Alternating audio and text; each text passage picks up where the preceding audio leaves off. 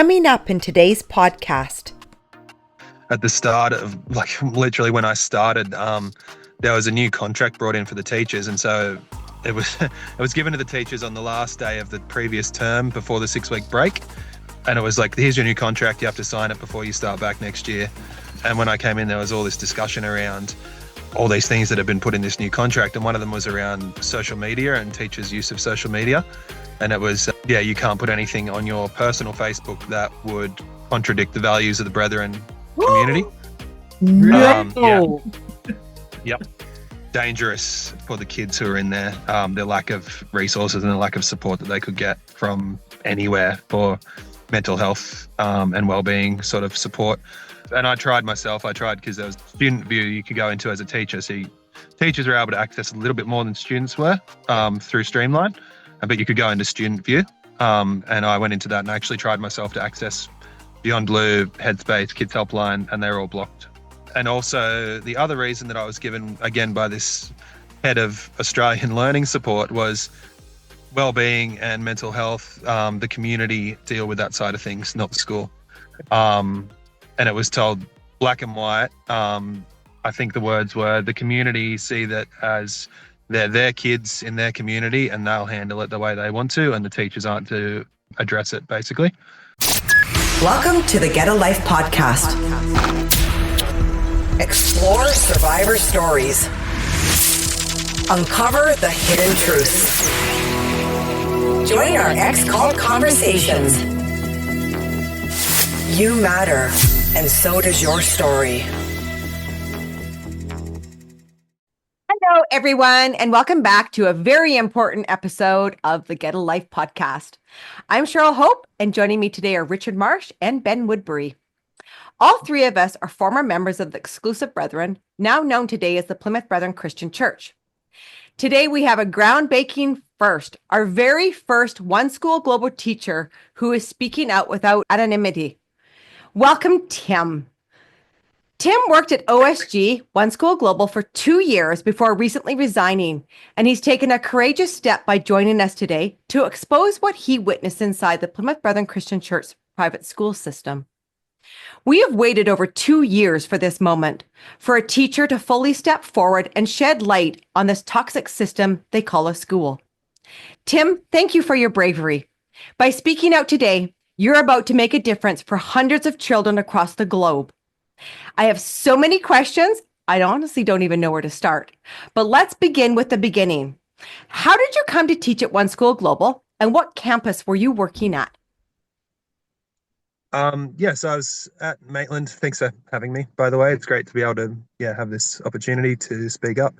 At Maitland campus in New South Wales in Australia. I took on a job as a learning support officer, so a teacher's aide. I have a background in teaching, so I took that opportunity when it was sort of presented to me by somebody who I knew who worked there already. It was sold to me as, it's a great school to work in, really nice kids, which is true. The kids were always very nice. I didn't realize all of the undercurrents and stuff that went along with that. So when you were first applying for this job, did they explain to you the background of the community in there?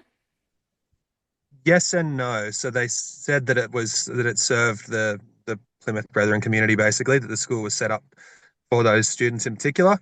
They explained that it was just a religious school. They have their own values and ethos that they run under. So that's what underpins the school is their values, but that's about as far as they went into that side of it. It wasn't fully explained in terms of the values were given to us as, pretty standard. So they didn't go into the full details. They just basically said it's a religious school. It runs on these religious values, but they didn't go into how deep that was and how much that actually controlled the school. And So on the OneSchool Global website, this is what it says about their values and ethos. At OneSchool, each student, parent, and staff member shall uphold the values of the school, which include integrity, uprightness, honesty, and decorous conduct governed by the Holy Bible.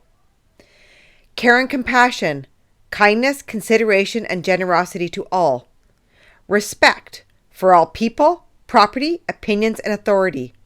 Responsibility for our actions, progress, and the environment, and commitment to self-discipline and the pursuit of excellence. At OneSchool, we are committed to a culture where students are encouraged to develop their full potential and acquire the discipline of learning how to learn while upholding Christian teachings and beliefs. The truth and authority of the Holy Bible and strong family values underpin the commitment of the school to provide quality at every facet of education: curriculum, teachers, facilities, management, and discipline in a safe and caring environment. I'm curious, Tim, on your experience and if it matches what their values and ethos is. That's right. They all sound like good things, don't they? Like, yeah, honesty, integrity, kindness, and compassion. That all sounds like pretty standard good values to have. It's the way that they're applied, I guess, is the problem, or their interpretation of them. Mm-hmm. And how did you see that play out? Yeah, so basically, I ended up quitting because I felt that I had to in terms of integrity. Like, I felt that there was no integrity from the teachers at the top, or from the people who were in charge of the school. And that was basically, I said at one point, I'll die on the hill of I'm not going to sit by and let these sort of things happen either. And that was that was actually put to me by somebody I had a meeting with who was the head of learning support for Australia. And she said in those words, pretty much, you'll have to decide if this is the right place for you to work, if you're able to do it our way or not, basically. That's the head Yeah. of learning support. That's terrifying, that from outside of the community. Yeah, she's a teacher, but Yeah. she's the head of, Yeah. so they call, I think the position is the regional head of learning support. So the Australian leader for learning support. And yeah, Was she basically she fairly new? explained, no, she's been there a long time. Okay. Yeah. So that's what I'm seeing with, well, what I was seeing with all the people who are in higher positions was that they were all just completely in lockstep with what was asked of them from the community side of the schooling. So the board members and whoever was running the school from the top, the teachers who were in higher positions are in lockstep with them, basically. Just on that note, somebody who's outside that doesn't know the Brethren community, or like Tim, is that the people that you're talking about? Are they Brethren members, or are they teachers because they're within the schools that don't go to the church but comply with the ethos of the church?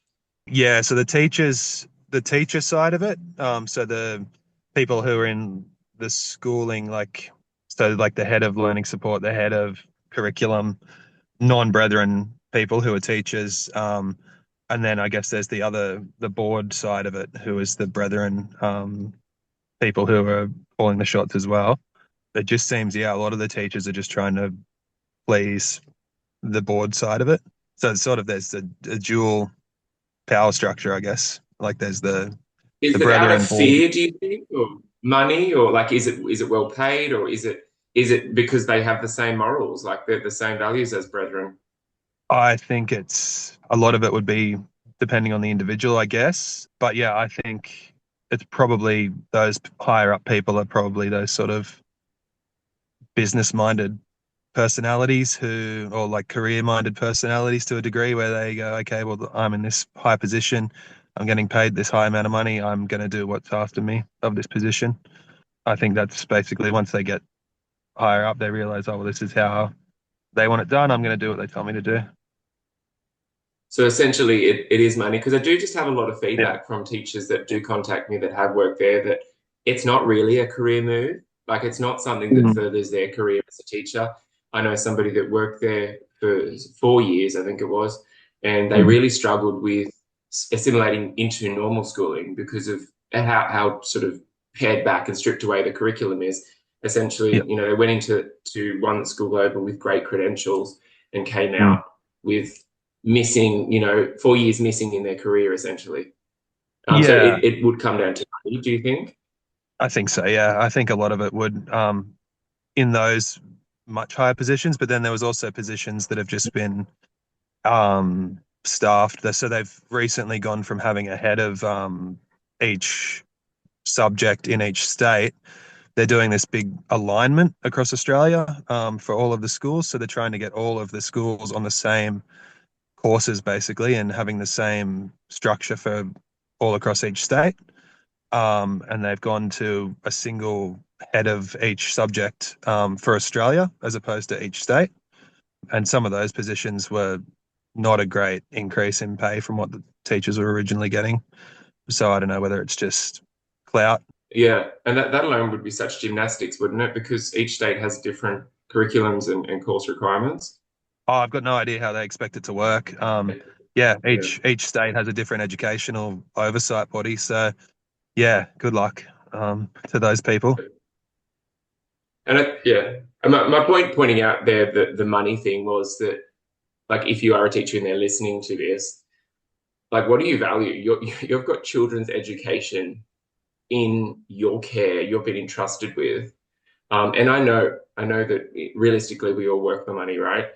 But you have a special duty of care, and as a former student, you know you're there to look after the kids, to you know to see an education for children that leads to a career for a child, and you know that that's non-existent.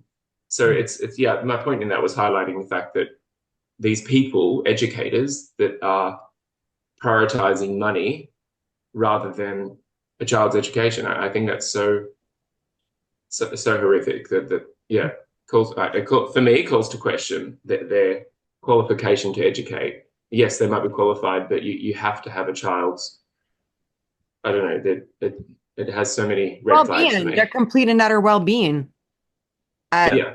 forefront. Yeah. I want to go back to when you first started. So when you first started this, was there anything that seemed off? What was your first impression of it all? Yeah, it all seemed like obviously there's a lot of money in the school, so all like best technology, great facilities, all that sort of thing. So that was one impression was like, oh wow, this is like really well set out, really well funded. And then yeah, all the kids, as I said, the kids were always all great. They're all very polite, respectful to the teachers, that sort of thing. They were all really nice in my campus. And the families were all nice, but also sort of shy, I guess. Like you'd say hi to somebody and they just sort of say hi and keep walking. And I was like, oh, okay, I guess that's that sort of separation thing happening. Like there was never any not communication, but yeah, you could sort of sense there was a bit of difference between, yeah, the teachers and Hesitation. Yeah. yeah, yeah, yeah. Um, and then it's just the whole vibe of the school was like this, just this underlying secrecy about what we could and couldn't say. So like it was always watching what you were saying to the students. There's always these unsaid things of like whether it's yeah, basically anything outside of the school wasn't to be talked about. And we picked up on that pretty quick. It was like, oh no, you can't talk about certain books, you can't talk about certain TV shows, websites, all these different things that you're not able to speak to the kids about, not talk to the kids about university or further education or pets or your own family life. Basically, you're just there to talk about what's happening on the ground at school. Mhm. And that was, yeah, that was a big sort of mindset change for me being like, oh, okay, so I can't talk about these things that could be relevant because the kids aren't allowed to know about it or they're not meant to talk about these things. That was, yeah, that was the sort of the most different sort of weirdest feeling I got when I went in there was like there's this big unsaid element of when you're talking to the kids, there's yeah, this secrecy around certain things Mhm. which are just normal society for a lot of people. You said something very important there about university. So this has been in the Mm. newspapers recently where they're coming out saying that that doesn't happen, that they are allowed to do university. They're allowed to do these tertiary studies. They're allowed to do all this post-secondary. I want your experience with that. Like what were you guys taught about their post-secondary? Was it ever talked about? Was it said like, no, we don't do post-secondary? What was your experience with that?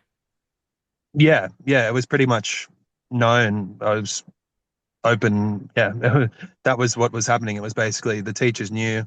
that the kids don't go to university. And it was said like that, like these kids won't go to university after here. The principal was saying we need to find a way to motivate the kids to keep doing their studies basically because they won't go to uni.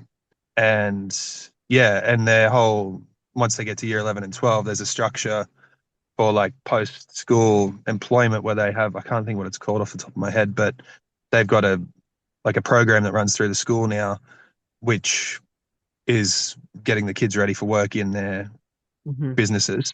And there was also towards the end of the year, it was a certain time towards the end of the year where the kids all found out what their jobs were going to be. So they all got job offers from different community businesses. There was absolutely no like career consultation, career officers or anything like that, where you'd sit with the kids and be like, oh, what would you like to aim towards? Or what would you like your career to be? No guidance in that sense at all. It was just, we sort of know where you're going to go. Well, it's no surprise that nothing has changed. As a former student, it was the same for me as well. And you kind of you lost faith in year 11 and 12. You kind of didn't, you were always like, well, what's the purpose of this? And I know of other students that are a lot more academic than I could ever pretend to be. And they want to do university and have really struggled now leaving the Brethren, getting into university because they didn't have enough under their belt, so to speak, or they've had to wait till later on in life to get in. They really do cripple you for the real world, and especially in terms of further study, like university. Yeah, definitely. It's definitely set up as it's the machinery of it to work from school straight into Brethren business work. And like, yeah, as you said, there's kids who are losing faith in doing the work and thinking, what's the point? And I was seeing that from kids who are in year 8 and 9. It's like 14, 15-year-olds who are just sitting there going, why would I bother? Like, I'm going to, like girls in particular, they'll sit there and they'll go, why would I bother doing this? I'm just going to work in dad's business in admin. Like, Yeah. they come to realize that. And you can see when they get to that age where they're like, what's the point? Why do I want to learn science or geography or history or English when I'm just going to go into dad's business and do admin?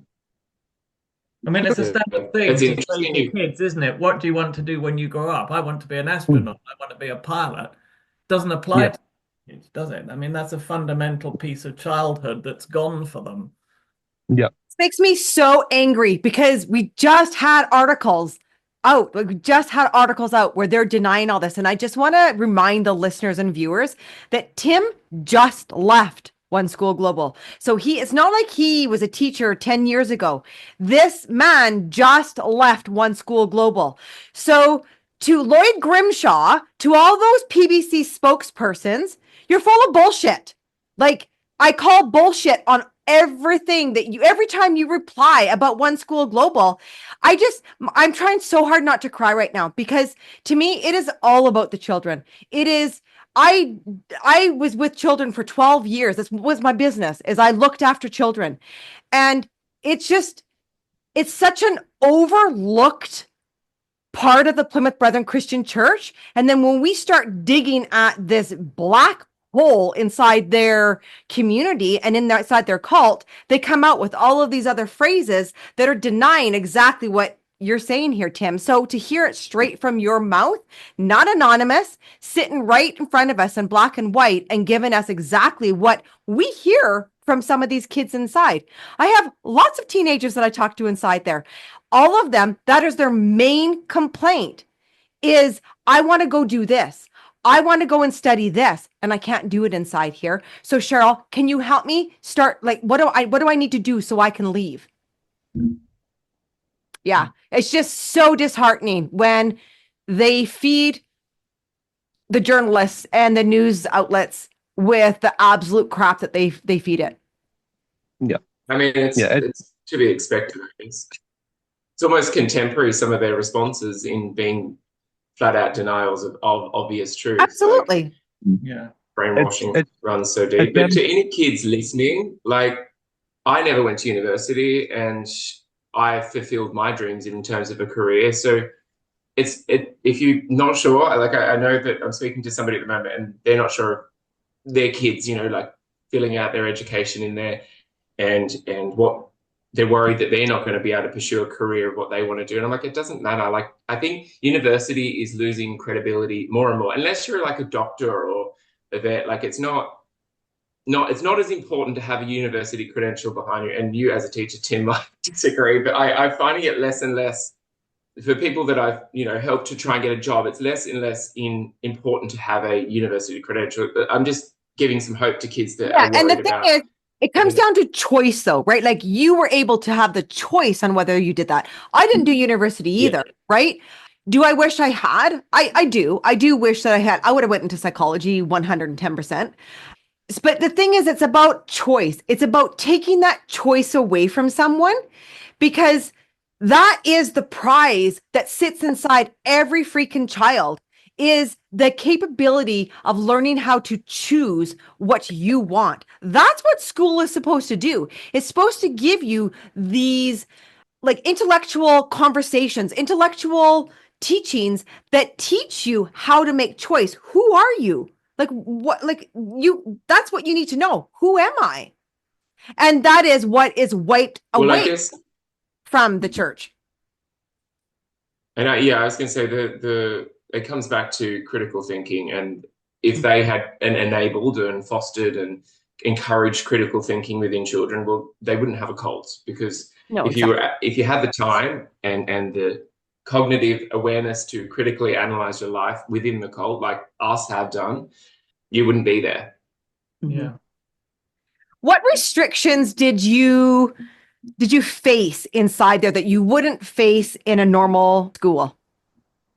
The biggest one, and since I've started a new job since then, in another school, biggest thing I've noticed is just resources and access to resources, media. So being able to access YouTube videos and that sort of thing has been, in the new school I'm at, you can just pull up a YouTube video and the kids can watch it. In OSG, it has to be approved first. So it has to go through a big process of being approved.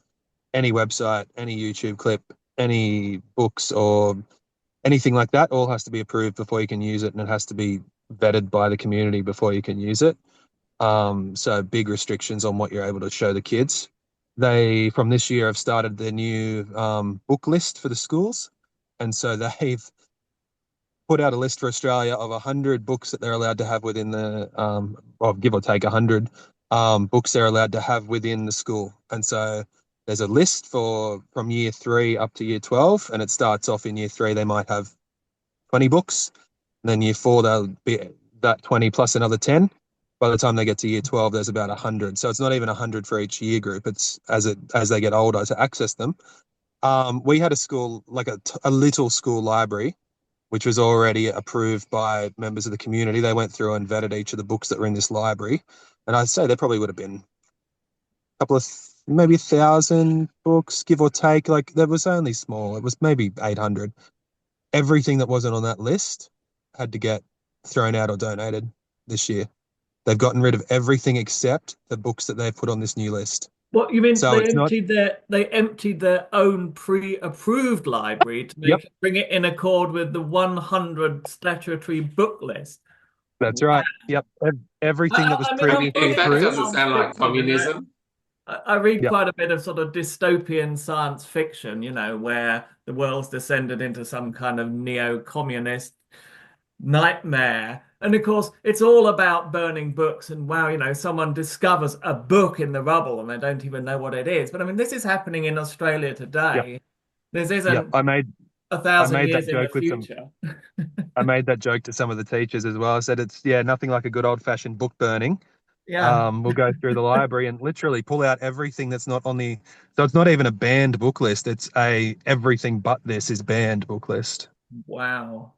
Yeah. That's staggering. I mean, back in my day, they just glued pages together or ripped out chapters. Like, I think there's a part in Merchant of Venice or one of the Shakespeare where they talk about breasts or something. My inquiring mind found out from a public library what was missing, because there's a plot hole here, and because I'd ripped out whole chapters. Whereas I guess now it's just resorting to chucking out the whole book. Yeah, they were doing that last year. They were going through and putting a black pen through certain parts of books that were approved, but then they had to be then censored. But yeah, this year they've gone through and just thrown out everything but what's allowed. For them 5 years, and their library is just going to be Bruce's ministry. Mm. I don't even know what to say. Like, I don't even. I'm just. Within the 2 years that I was there, it's gotten worse. It's gotten more strict and more controlled within that 2 years that I was there. Wow. Yet again, they preach the opposite, right? And I Yeah. think this is why I'm getting so many teenagers reaching out now, where they're like, okay, I know this is not where I want to be. And like, where do I go from here? Right? And most of the teenagers that I talk to want to talk to the teachers, but they're so afraid of confidentiality, and like they don't want anybody finding out that they're planning on leaving as soon as grade 12 is over, right? But I mean, if it's going into this kind of a rabbit hole, I mean, they're shooting themselves in the foot. Yeah.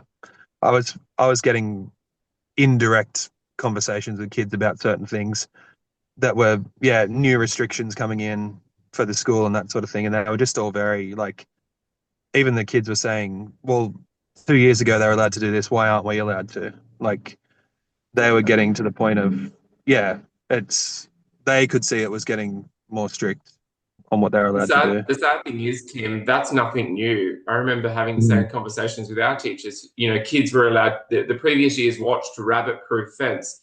We got to our year, you know, by the end of the year, oh, sorry, I think it was our year, and then certain kids then weren't allowed to. Like it's something as simple as, you know, awareness as to the atrocities that happen to Australia's First Nations people. Well, of course, the Brethren aren't really, you know, recognizing that, as much as they like to showcase that they do on the rapid relief team.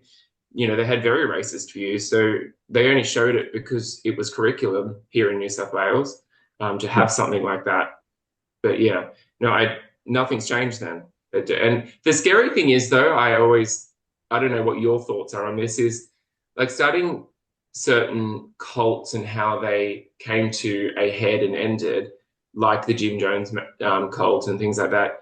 Like, the older the leader gets, the more frenzied the rules become and stricter it becomes, to a point where either they have a massive split or something horrific like the Jim Jones massacre. What are your thoughts on that? Like, do you like on the longevity of the sustainability of the school, for example? Yeah, I think you're right. I think it's, as I said, it seems like it's getting more strict, and it seems like they're sort of circling the wagons to try and maintain control.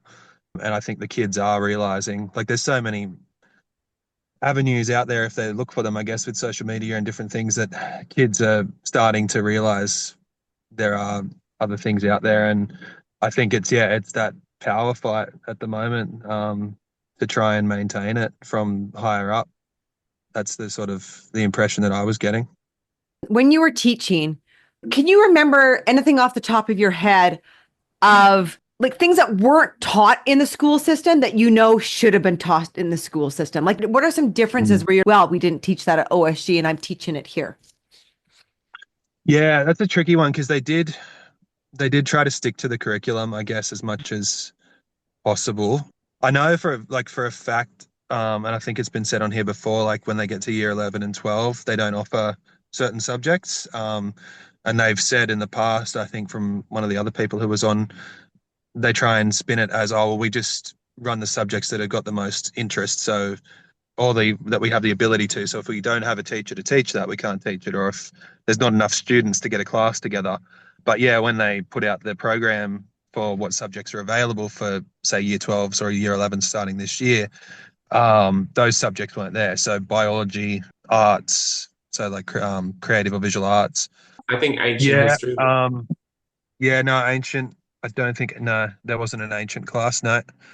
Yeah, there were certain topics like that you weren't allowed to do. Yeah. And there was Like definitely teachers who history, could yeah, teach them. And there was teachers who were yeah. frustrated because they weren't able to teach their specialization. So an art teacher who wasn't able to teach art in year 11 and 12.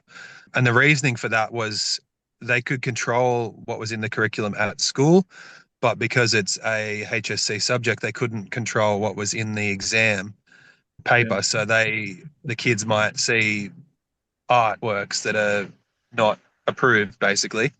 when they got to exam time. And that was the rationale for not offering that subject. I And mean, then that's obviously exactly what biology. I Yeah. experienced when my own kids were going through. It was before it was called OneSchool Global, but they on their paper and on their brochures they presented what looked like a half decent array of subjects. But when you actually applied for them, it came back, oh no, you can't actually do that, or there's not enough students, or there's not enough teachers. And what it all boiled down to is that everyone was steered into a very narrow range of business related or business useful subjects with a very heavy emphasis on accounting and business management and a very, very narrow commercial range of things, and the very sort of not impressive, but at least decent range of subjects that their prospectus showed. In practice, there was no actual way to do them, so it was window dressing. Yeah. And to that point, year 9 and 10, in New South Wales at least, the commerce subject is generally it's an elective for most schools, and Mm, they made it a mandatory subject yeah. for the kids in year 9 and 10. So they have to do commerce, or they have to do that will lead then into financial or business subjects for year 11 and 12. Yeah. Yeah, I don't know We if it's the same now, but accounting used to be mandatory as well in the One School Global system. Like everyone has to do accounting, which is a nightmare subject if you're like me, you're just not a math person. well, same. I was like, So, how many pretty vases can I fit in an equation? It's not changed, I don't think, like in the sense that your school is a very different school to another teacher that I know that was an art teacher. And she had the same struggle with wanting a certain group of brilliant children that were great at art in year 7, 8, 9, or whenever they did it till, and weren't allowed to do it. And she begged and pleaded for them because these kids really wanted to. She knew they'd be great at it for a year 12 subject. And the response she told me she got was, we can't control what object they might be given in the final. For example, they said to her, for example, Michelangelo's David, which we all know is like obviously a nude statue of a male. Yeah, the mental gymnastics one has to do to unpack it shows up the disconnect between the people, the board that run the school with actual kids that go to school or when you were at school.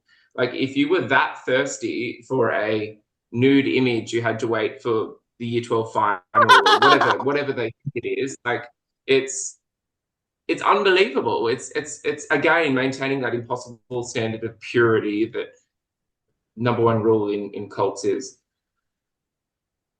I had a question for you, Tim. Did you ever come across, let's just start with one, for example, because I'm a passionate advocate for it. Did you ever come across any homophobia within there? Yes, yes. And it's it's one of those things where it's like the actions of the kids, and you sort of it's bad, but you can't. I feel personally like I feel like the kids would do better if they knew better. So that you Yeah. can't blame the kids personally for the some of the things. So there was an example of I think it was Pride Week, and the local oval had banners or streamers and balloons and stuff up around the local soccer club, and the kids went up there for sport one afternoon and pulled down all the balloons and streamers and stuff, all the pride stuff, and like made a point of destroying it. Like, how do you reprimand that? Like, what conflict are Mm. you left with? Because to pull a child up on that, but also not cross the boundary of being like not supporting the school's ethos and morals, you know? Yep. Yep. Exactly. Yeah. So the principal sort of told them the next week before we went, it was sort of told at the time, oh, you can't do that sort of thing. It wasn't a big deal made about it. And then the next week, the principal said to them, look, if you can't go up there and be respectful of other people in the community, then don't go.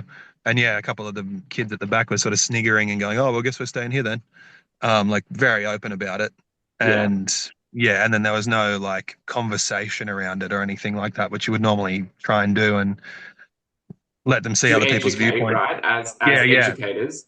That's right. Yeah, yeah. Like it's a teachable moment, I guess, and it's just a matter of okay, well, either you can come or you can't. You can have like, and I mean, yeah, they're entitled to their opinion, but it's a shitty opinion, and there's definitely a better way to educate kids about that. It was very much just brushed aside. I was like, that's And bad. it's Don't do that. interesting in a similar campus, in a similar situation, in a separate campus. I remember there was footage, I think, as well, of kids going to an open university day where they have little stands to show you what the university can offer. Mm, And they had a pride stand, mm, and I think a couple of them were obviously heckling the pride stand, and then the pride stand university students stood up for themselves, and then one particular student just went literally nuts and started mm. attacking and tearing things, and there were people there filming it. It's all on, like, it's on Yeah. footage.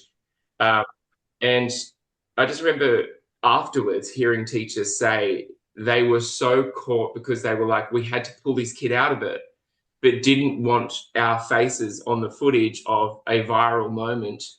And it points up, the importance of respecting communities where you're in a world of everything is on camera, everything is Mm. accountable. You can be held accountable at any moment.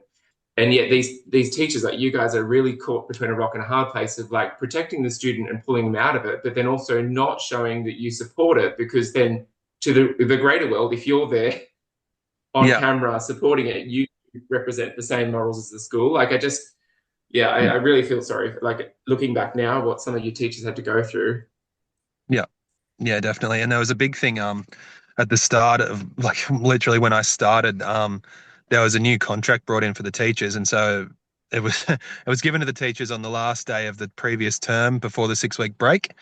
And it was like, here's your new contract, you have to sign it before you start back next year. And when I came in, there was all this discussion around all these things that have been put in this new contract. And one of them was around social media and teachers' use of social media. And it was, yeah, you can't put anything on your personal Facebook that would contradict the values of the Brethren community. Yeah, No. yep. That was a big like conversation with teachers was like, well, am I going to get in trouble? Am I going to lose my job because I've got this, or this? My sister-in-law is in a same-sex relationship, and it's like, well, can I not post photos of me with the family because she's with her girlfriend in this photo? Like, it was that sort of stuff. And yeah, the teachers were all within the staff room having these big conversations about, well, am I going to lose my job or get reprimanded for something that I've posted on my Facebook? It was, yeah, and that's the level of, yeah, I guess restriction they try and put on people. And it seems to be with the teachers' And contracts, they try things even if they can't, even if it's not able to be backed up, and legal. they just see what they can get away Yeah. with. Basically, they push things until they get actually stopped from doing them, and that was one of them. I can't believe that. Yeah, like I'm shocked. That's like being in part, like Tim, that's like you being inside the PBCC and you're just not going to church every Mm. day, right? Yeah. Like, I cannot believe that and they this have is, that I kind of guess, a great control. example to show. This is a great example to show the control, right? It's not Mm. just in the school; it can affect your whole life, your whole family, just Yeah. by being associated, being part of. I'm just absolutely shocked that they had that kind of control over you guys. Mm. Yeah. And so what happened? Did it remain in the contract? Is that Yeah, people were actually eventually just given an ultimatum and told if you don't sign it, we'll have to have a big conversation about your employment. Nothing was changed. wow. Yeah. A few people took it to the unions and that sort of thing. And it was like, well, they can't really enforce this. But yeah, they pushed it to the point of if you don't sign this, we'll have to have a bigger conversation. That's shocking. Yeah. And I do know of another teacher that didn't sign it, but they were made to feel they've left, but they were made to feel so uncomfortable over the whole thing to the point where they were obviously looking for other reasons to move you along, because you don't align with their ethos anyway. If you support anything that doesn't agree with them, especially something like pride or Yeah. anything like that. Like, the other thing too is that they have cracked down on essentially finding out. Obviously, it's illegal. It's a discrimination to fire somebody over their relationship. And there was a teacher I know of that got so sick, I think, of hearing kids during Pride Week talk about how awful it was and blah blah blah, the usual rhetoric that they're taught, and the hate that comes with that. They were in a same-sex relationship and turned around, faced the kids, and said, "What's the big deal?" And then the kids were like, because he got so defensive, the kids did all this homework, found out who it was, found out they were in a same-sex relationship, and that person was disappeared that weekend. What was your experience like with mental health and the resources that were available in there? So Headspace, Beyond Blue, Kids Helpline, all those sort of things were all blocked by Streamline. The main reason for that was because of the stuff that's on there about, the main given reason was because of the stuff that's on there about sexuality, different things to do around kids, or people's sexualities and that sort of thing. Sure, yeah. Terrible, basically. That was one of the main reasons that I left, because I actually felt that it was dangerous for the kids who are in there, the lack of resources and the lack of support that they could get from anywhere for mental health and well-being sort of support. And I tried because there was student view you could go into as a teacher. So teachers were able to access a little bit more than students were through Streamline, but you could go into student view. And I went into that and actually tried myself to access Beyond Blue, Headspace, Kids Helpline, and they're all blocked. And also the other reason that I was given, again, by this head of Australian learning support, was well-being and mental health. The community deal with that side of things, not the school. And it was told black and white. I think the words were, the community see that as they're their kids in their community and they'll handle it the way they want to, and the teachers aren't to address it, basically. And Pretty so sure, is that illegal to not report, or? Look, I think, in terms of mandatory reporting, yes, there's all processes that need to be followed. And I think the way they were trying to get away with it was that the school's process was to report it and the community handle it. And I was told that the people at the top will make a call to the community members who do the pastoral care, and they'll handle it after that. It's not for us to handle. Teachers may not even get a response as to how it's been handled, or if it's been handled, or if the kid's doing any better. Just basically just told, leave it alone. Don't discuss it. It's so counterintuitive though, because by ignoring the problem, it doesn't go away. No, they seek us exactly. out. As a teacher, how does that make you feel, being up against something that large that those kids can't get help for? Yep. Terrible. Absolutely terrible. I ended up leaving because of my own mental health issues that I had based on these issues like this, with not being able to support kids and just being stuck in that, feeling completely helpless up against the system. Yeah, I was told basically the community will handle mental health issues and it's not up to the teachers. I was told at one point, I was told off basically by the principal for trying to help a kid with some strategies. And I said to him, like, Now, is the look, all I'm principal doing, brethren or non-brethren? non-brethren. But again, I think has been hired by the brethren because he will do exactly what they say. I was asked by the parents of a student to help a kid with some work as learning support. And then the principal said, can you do this? And I said, yeah, of course I can. I did it. And then the next day he said, oh, actually the CA, so the community advisor or whoever they are from the community, saw you were working with this kid and you shouldn't have been working with them as much as you are. So don't do that. So he was being dictated by the community side of things as to what the teachers are allowed to do. It's just so bizarre hearing this, because it sounds like every other teacher that has worked there, from campuses all over to England, all over the world, that have shared their story. It sounds like the same story. It sounds like you're telling the same story. Yeah. And it just, I guess it goes to show the problems don't go away. Yeah, I think so. I think, as I said, I think the people who are at the top or who have positions of power are those sort of people who will do what is asked of them of their job. They're the just following orders people, basically.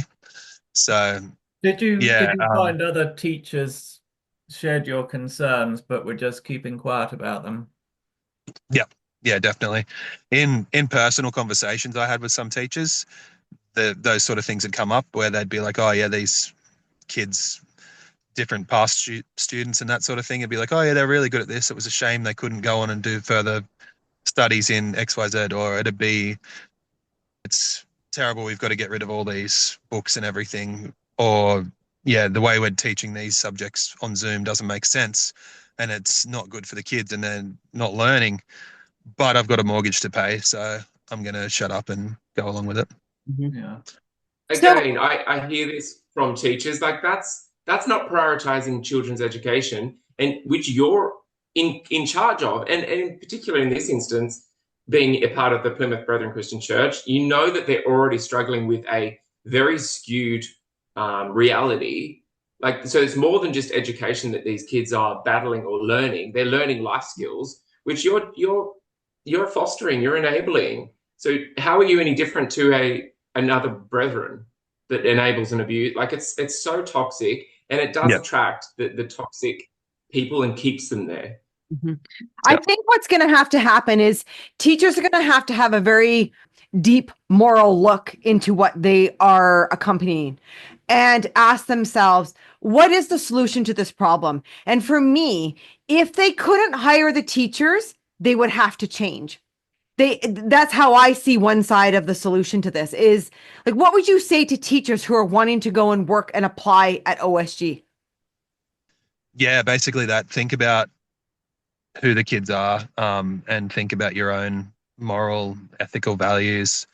It's not somewhere where these kids are going to have a good outcome. Basically, you're not going to be able to teach the kids any worthwhile skills if it doesn't align with what the brethren want you to teach them.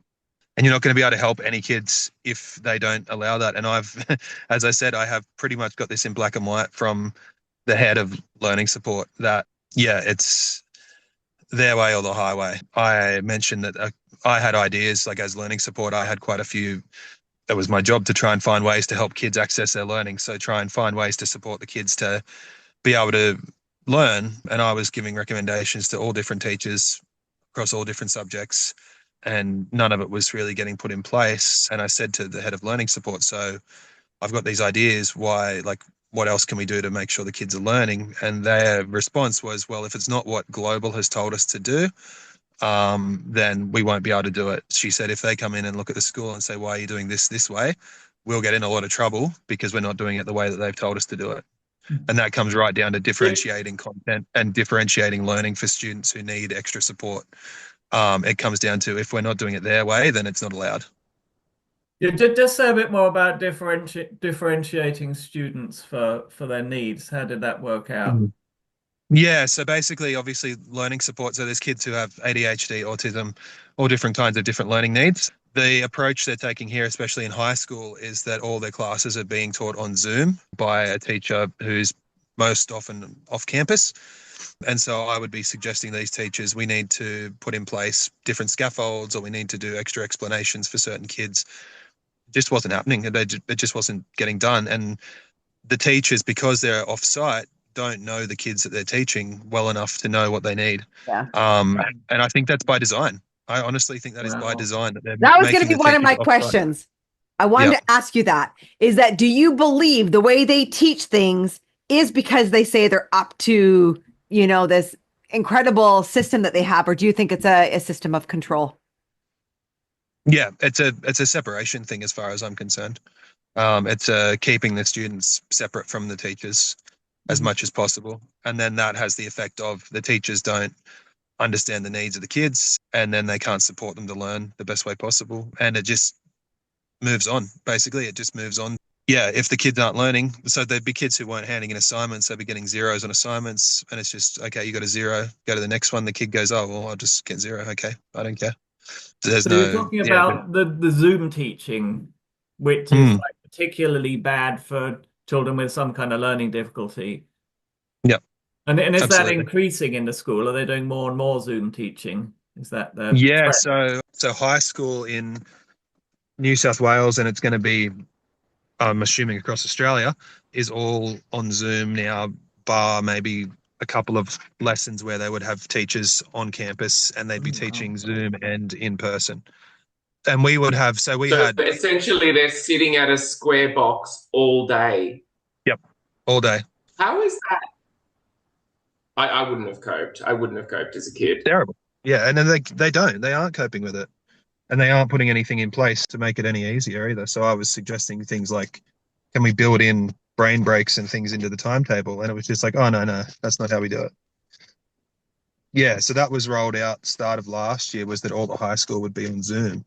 And so we would have, for example, we'd have a science teacher who could teach science on campus, but she was teaching kids in Orange and, well, what else was it?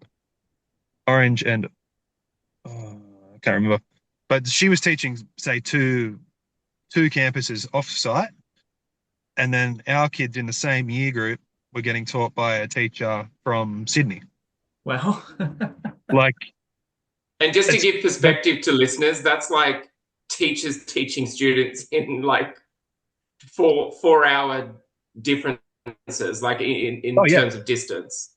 Like, so Yeah. you can't like put your hand up and miss come over and have a look at this. Yeah, It's like distant exactly. education, but modernized. Yeah. And when there's the ability to have it on in person. So there was teachers available, but they were deliberately making it so that they were teaching kids who weren't in front of them.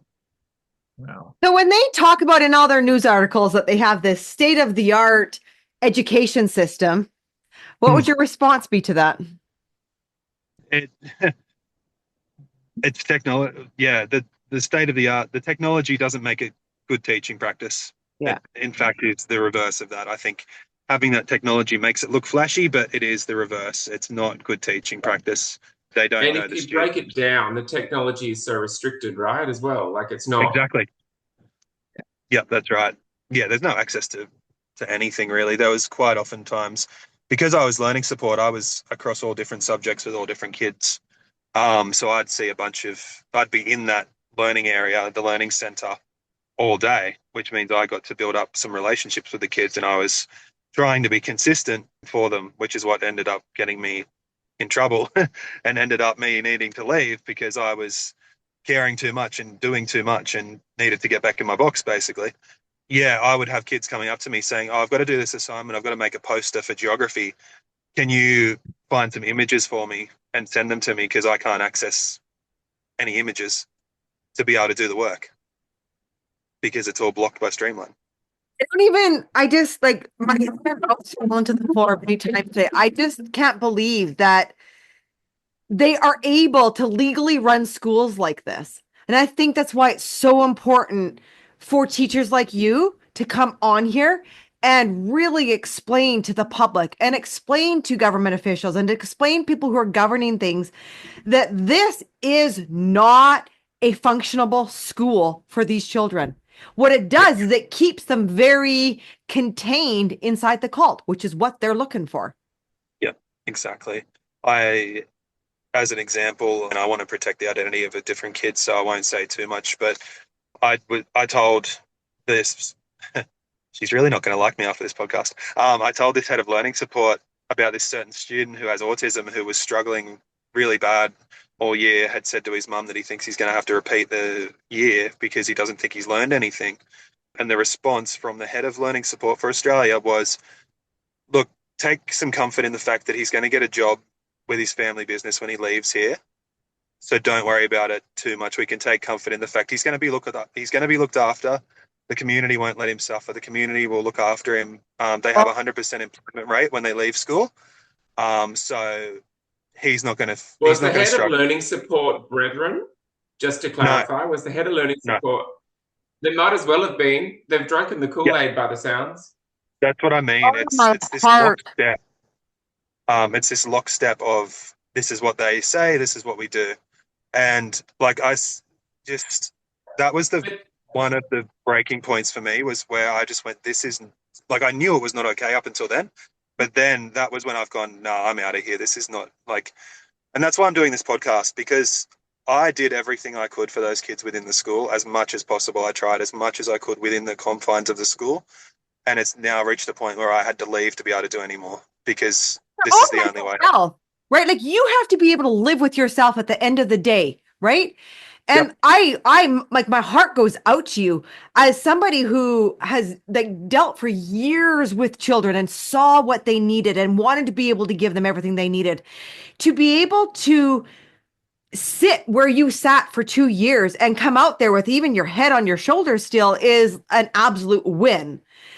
Yeah. I just like, heaven forbid you give children comfort or give children what they needed in there, right? Yep. Like, It's terrifying to hear similar stories across the globe, across multiple schools. Like someone shared a story of and I won't reveal the location, obviously, to protect both, but of a child that was self-harming, like to that extent. And I know I went through similar stages of, trying to process the pain of what I felt growing up in that school, in that toxic environment, to being like, well, the pain I can feel is what I'm doing to myself. And I know that this teacher had a real struggle to be like, I have to stay here because this child has nothing else, no one else. And if I leave, then I've got to leave with the fact that I've left this child to the wolves, or do I stay and sort of compromise a lot, like come to a compromise with a lot of my morals, ethics, and values for the sake of a child? And I was just like, I didn't even know. As a kid that has experienced that, I didn't even know. Like, I would say thank you, but like, how did you ever come across anything like that? Were you ever put in an ultimatum like that? Yeah, very, very similar. I was struggling with my own comprehension of what to do in that situation, basically. And yeah, I had the conversation with my family about I couldn't make that compromise to be able to stay there and do things their way. Like, it was a hill I would die on of if I could get another job if I get fired, if I get in trouble by the school and I get fired, I can get another job. But if things spiraled, if kids in that school weren't getting support and something, like heaven forbid, if a student took their own life or something like that, that's something I'd have to live with, knowing that I made that moral compromise of I could have supported them, but I didn't. I guess I just want to plead. I just want to plead with the OSG teachers. It is so important for the voices to come out right now. These are children's lives. Like, I know this world is run by billions of people, right? And we get very busy, and part of our sensory overload makes us protect our heart and protect our eyes with what we see and what we feel. It is so important when you are a teacher, somebody who's in a situation where you're caretaking for children, you can't become desensitized. You have to stay awake. You have to stay alive. These are children's lives that we are dealing with. And I think it is just so, so, so important for people just to start speaking out loud. Whether you lose your job, I know that is a scary thing, but you have to put yourself as if this is your child. What would you do? You wouldn't stand for it. Like, to me, all children are my children. I did day home for 12 years.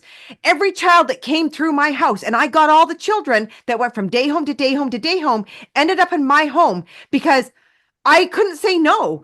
And to me, I was curious I wanted to be that safety for them, right?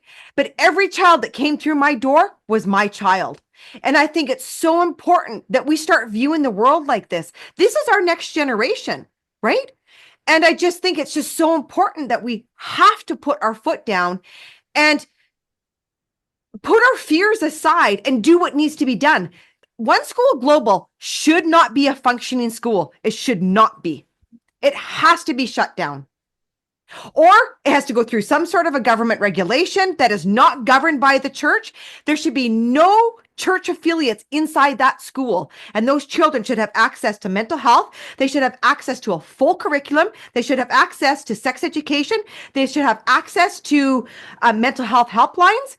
They should have access to everything all of our children have access to. There shouldn't be a separation with that. And more importantly, I was just thinking what you're saying before, Tim, I'm still trying to wrap my head around the head of learning support and how they approach that conversation with you.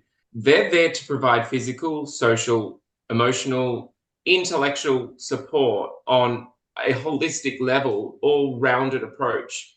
They, of all people, should have that kind of, I guess you could say, the values or the beacon of moral code that they're supposed to be holding up for children, especially with learning difficulties, how do you then respond like that? How do you and sleep at night? Like I honestly, and I always think about like the way we were taught at school by these, as a former student, we put the teachers on pedestals because you were a beacon of light to us in the terms of, for the kids of us that were aware enough to know that we lived in a dark place and had nowhere else to turn to, like, the limited resources that we had. And for me, in the schooling years, we didn't really have computers until sort of midway through high school, and then it was nothing really accessible at all.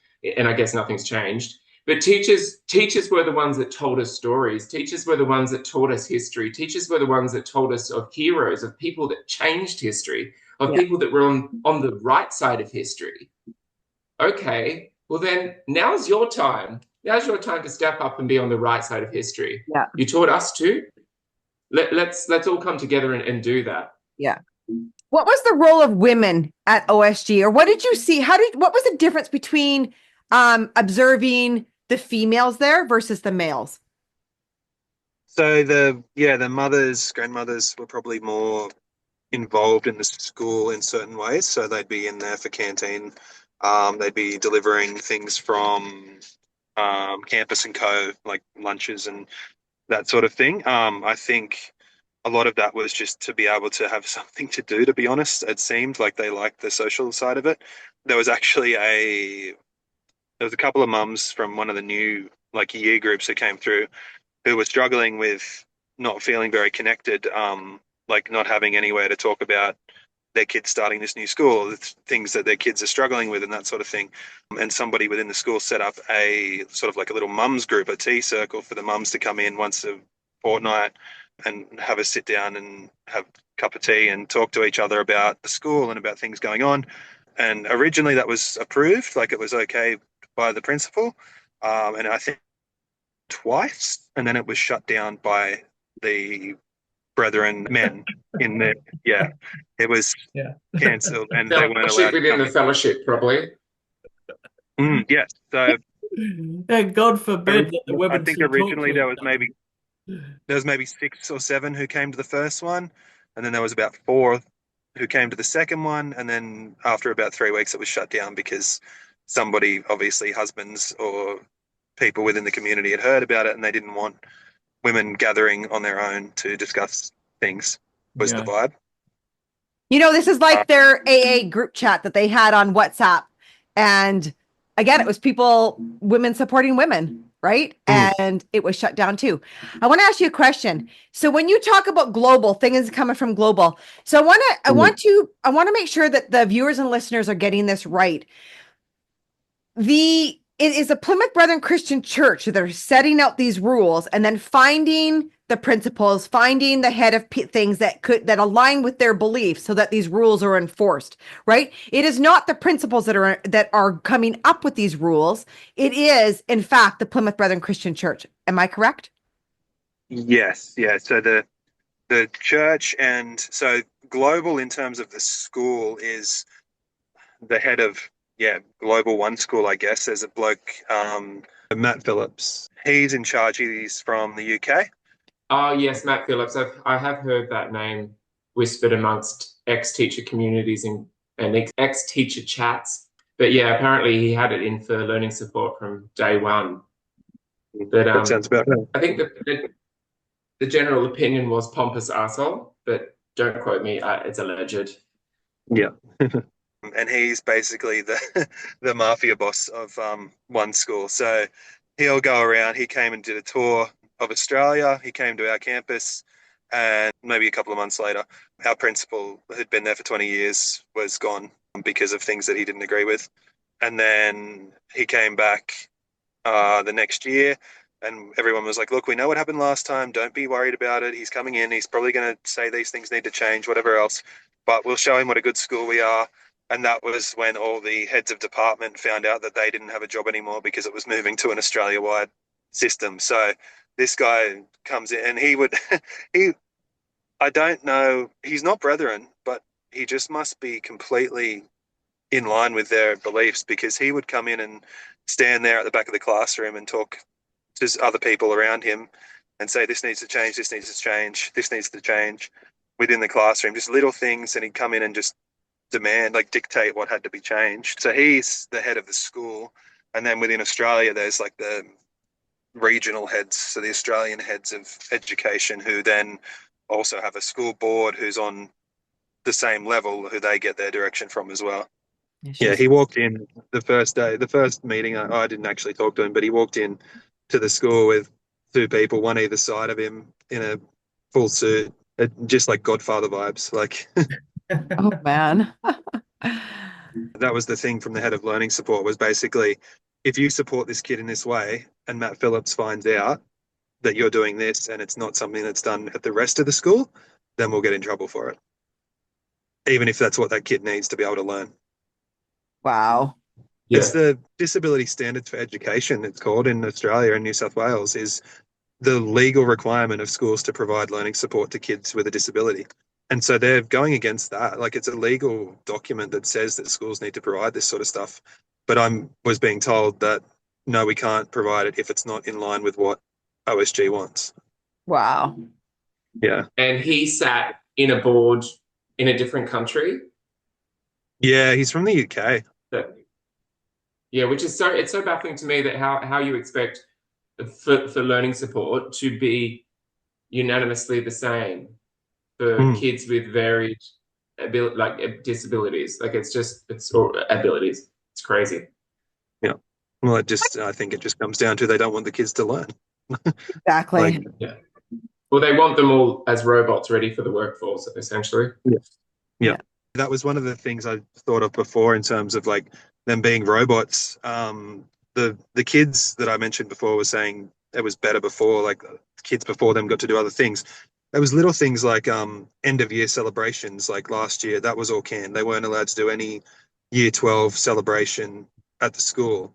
So they didn't, like, obviously they don't do a big like muck up day or anything like a public school would. They had like a lunch that was previously done for the other years, and it was cancelled because they weren't allowed to do that anymore. Or year 6 kids going into year 7, they used to have like you've graduated primary school, like fun day out at the end and some banners and stuff. That was all cancelled, and there was a memo that went around that said there's to be no celebrations for end of year 6, because it's not that they're finishing school, they're just going from year 6 to year 7. It's not to be celebrated. Like, they're sucking all the joy out of being a kid at the school, basically, in terms of just making them robots. Exactly. That's what I was just going to say. This is their way of making them the shell of what they can program them with, right? Yeah.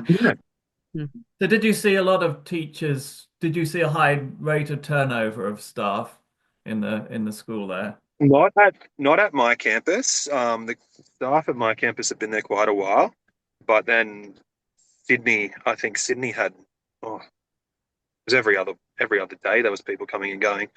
They had a massive turnover. I think they've had 3 principals in the last year. It's just really, that campus has really kept turning people over, and I don't know whether that's people are coming in and then realising what they've gotten themselves into now. People at my campus have been there quite a while, most of them. And I think that's where I was different, where I came in and realised, hang on a second, this isn't right. Whereas the others had sort of, I don't know, it's like a boiled frog situation maybe for some of them, where they've been there and it changes around them and they don't realise how much of it's changed. Or they change themselves without realizing it, so they're conforming. Yeah. Like, I do know a couple of teachers that have said that it started out as like a little school, a small little Christian school that just got progressively worse. And by the time you realized the panic that you're in, or the environment that you're in, 8 years had gone, or 4 years, and then you pull yourself out of it. It's like the whole wall has lifted and you're like, what the hell? Like, what was I doing? What was I in? And even some of the kids have realised that too. So some of the kids who are getting towards the end of school now were saying to me last year, I wish we could go back to when it was Met school. It was always better when it was Met school before it became OSG. Well, as a former Met school student that was on the cusp of becoming OneSchool, it wasn't any better. You can put lipstick on a pig, it's still a pig. It's getting more and more globally centralized control Mhm. and less teacher-student interaction. So in that sense, it's getting more intrusive. In your campus, what was bullying like? Um, there wasn't too much bullying that I noticed as such, but there was, I don't know if we've talked about it before, racism. So Yeah. any kids with darker skin would be picked on, and it was sort of that like, oh no, it's just a joke, but it kept happening. Like it was that sort of, they'd keep bringing it up, and the school would say something to the kids about, oh, that's not okay, but it was these kids in particular who knew who they were, and everybody else knew who they were too, and it was all these like sly comments and snide jokes and things like that.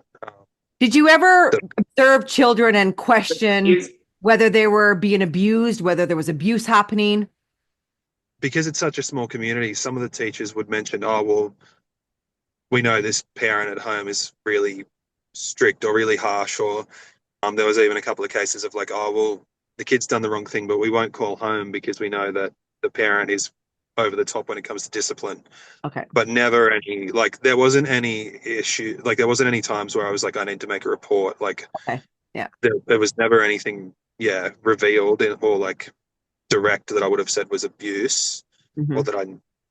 that I knew of. But there was definitely cases of where, the family was known for XYZ. Like, yeah. Yeah. Yeah. back to the racism thing. Was it a predominantly white school then? I Yeah. don't like. I know for me there were teachers. I had an Indian food tech teacher who we went through them because they kept getting Indian food tech teachers, and the kids were horrifically racist.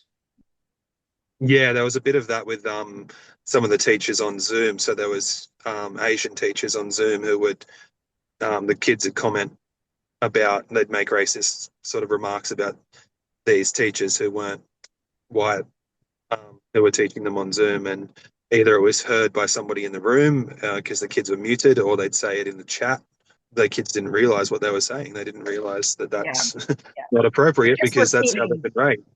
We find this with people when they leave the cult, they will quite sort of innocently make a racist remark or use a word in public that is Mm. completely taboo, just not even realizing that that's not acceptable in the real world. And I mean, these are the kids that have come through this school, and they've got this huge social handicap if they do leave, that they've got no idea what rules actually apply outside.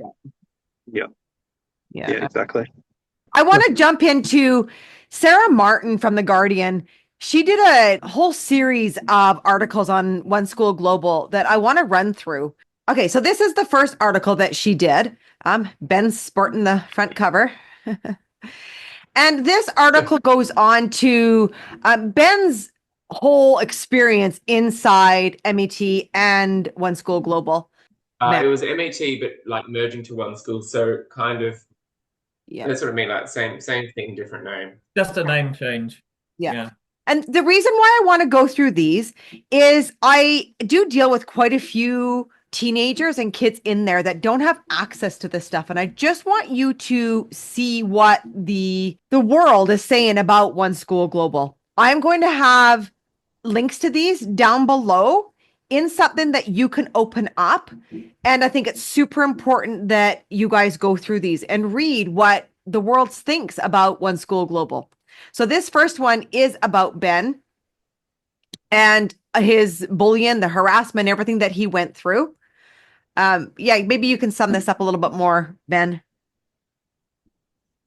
Sure. Basically, if you're not having a good time in OneSchool Global, you weren't alone. You're not alone in your experience. I left OneSchool Global in 2009. I graduated the year of 2009, and I think I started 2003. I went to MET school Kellyville, and there was the last year before when I graduated. They then went to Sydney campus, which was the Sydney campus. But we did. It's not that we didn't have a lot to do with Sydney campus because we did our certificates, like a lot of things with them. In particular, because I did science in year 11 and 12, our classes kind of joined up, but it wasn't. It was really challenging for somebody who is creative I loved arts, and I probably would have pursued arts or theatre and anything creative. And that school stifled me from it. Like I would be secretly, borrowing books from, I don't want to reveal the teacher, but like I'd be secretly getting things that weren't allowed. I talk to teachers now that have left. They were like, we knew that you were gay in there. We couldn't do anything about it. Just like they knew that other kids were. And they were like, we really worried because you struggled, but there was this barrier of being like, we couldn't do anything. Our hands were tied. And I guess in the sense of like Tim's shared, that you come to a point where it's like, okay, I need to help a kid that's really struggling, but they're just going to fire me or move me on. And then it would just be the same case for the next person, the next teacher. So it was really, the article, I essentially just go through how difficult it was for me just to even grappling life and realizing that my life wasn't normal, because you thought it was to a point in the school. And then realizing that I was also struggling with my sexual identity, being, realizing through high school that I was gay, and dealing with that and having absolutely no resources or anybody to talk to. And it's obviously something you don't bring up with your own family. There was no therapy. There was nothing. There was no, the idea of therapy wasn't even a thing for me. I thought therapy meant, for when you had a hip operation, you go and get physical therapy. Like I didn't realize that it just wasn't something that was taught, and nor was sexual education. So that's essentially what the article goes through. To any kid listening in there, I've been out of the cult now, coming up this April, 9 years. And if I could say something to the struggling little teenage boy that I was in high school, that was bullied every hour within every day of his life at that school and then at church, to know that I would be in a place today of pursuing a career that I could only have ever dreamed of, surrounded by the people that love me, that I could only have ever dreamed of, and to have the peace that I have in doing that. I used to think suicide was a positive alternative to the life that I was in, only because I hadn't experienced life out here. And now, 9 years out, I can honestly say from a place of peace that I have a windowsill here of my favorite fiction books. Like it's to know that I don't have to dig a hole in my mattress to hide a book from my dad. Like it's so bizarre to live a life now so fully and freely and peacefully, because you get the brethren rhetoric, and I often remember I used to hear, oh, but they can't be happy.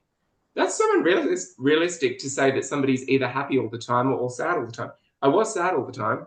Now I'm happy and sad, and more importantly, I have peace. So I just, to any kid in there that is struggling, because I know I'm talking to a couple at the moment, and I know they really struggle with their mental health, and I get that. But if you can if it can at all be some sort of light at the end of the tunnel, to know that time will pass, and before long you'll be old enough to make your own decisions, stand up to what is a horrible circumstance, and make a life that is wholly your own. Yeah. I want to point out something that the spokesperson said in this article.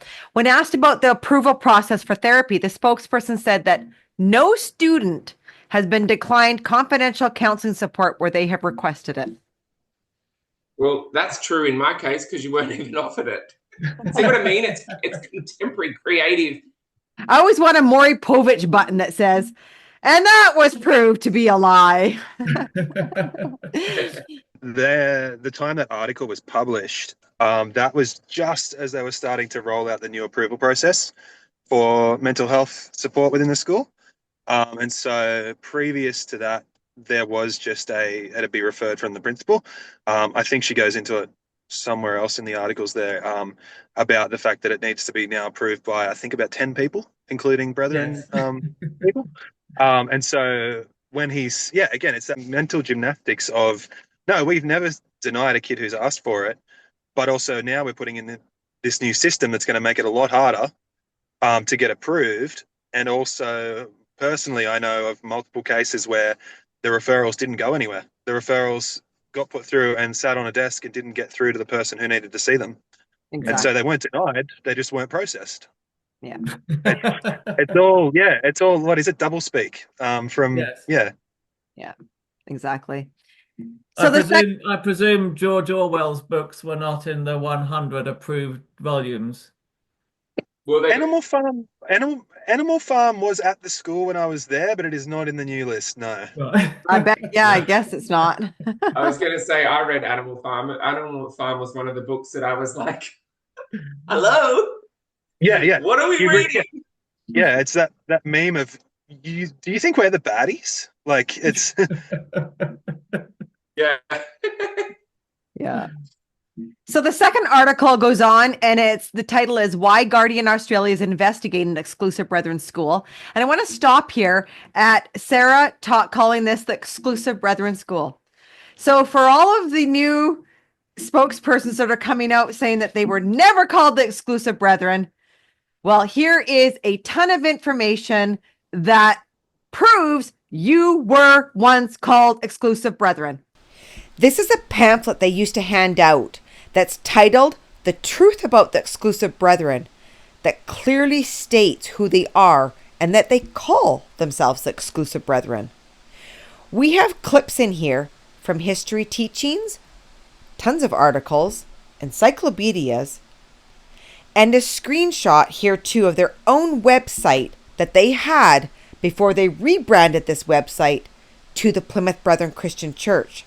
And the website was called www.theexclusivebrethren.com.